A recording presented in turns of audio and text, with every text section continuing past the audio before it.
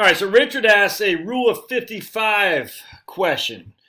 What should someone age 55 do if they retire, but their company's 401k doesn't allow for partial withdrawals, only lump sum?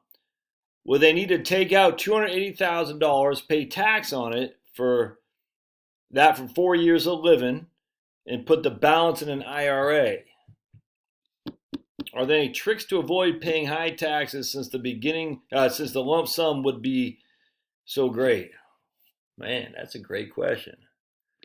All right, so we're just gonna make it. He's got 280,000. He needs 4 years, so 280 divided by 4, like you said, is 70,000 a year. I mean, I don't know why you'd put it on an IRA. I guess you'd have to pay. I guess you have to take the whole thing out. You don't have a penalty. You got to pay tax on it, and that would put you in a pretty high tax bracket. At least you don't pay a penalty. Man, that's a great question. I don't know. I think what you'd have to. I don't know. Would I do that? I don't think that's advisable. The other alternative would just, you can't take partial distributions out, so you're leaving your 401k. That doesn't make any sense. So you roll it to an IRA and then just take distributions out, but that will be penalized in taxes. So then you got to figure out, all right, so let's say you take $70,000 out, and we'll say that puts you, and just for simplicity, in a 12% tax bracket. We're going to say your effective tax rate is 11%. $70,000 times 11%. That's $7,700 in taxes. It won't be that much. I'm just using that for an example. It won't be that much. But I'm just throwing it out there. The effective tax rate of 11%. All right, then you got to pay a penalty. No, because wait. Yeah. Then you have to pay a 10% penalty on the 7. So you pay $14,700 in taxes and penalty on the $70,000 distribution if you rolled it to an IRA and then took $70,000 out. Now, if you did 280, and we'll just say effective tax rate is 28%, you'd pay about $79,000 of taxes.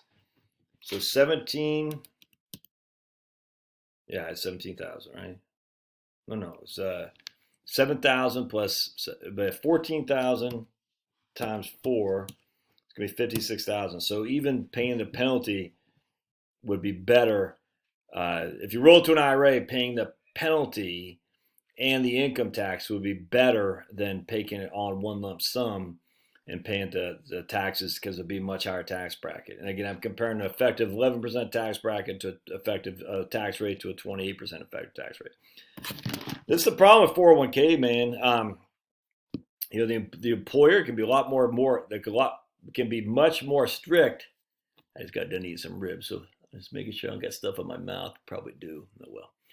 That's so professional. The employer can be a lot more stringent than what the IRS mandates, if that makes sense. In this case, that sucks, dude. No other way around that. So, hope this helps, Richard. There's no good answer here, man. I mean, the 72T, separately equal periodic payments you could do, because that would be 5 years. So look at 72T.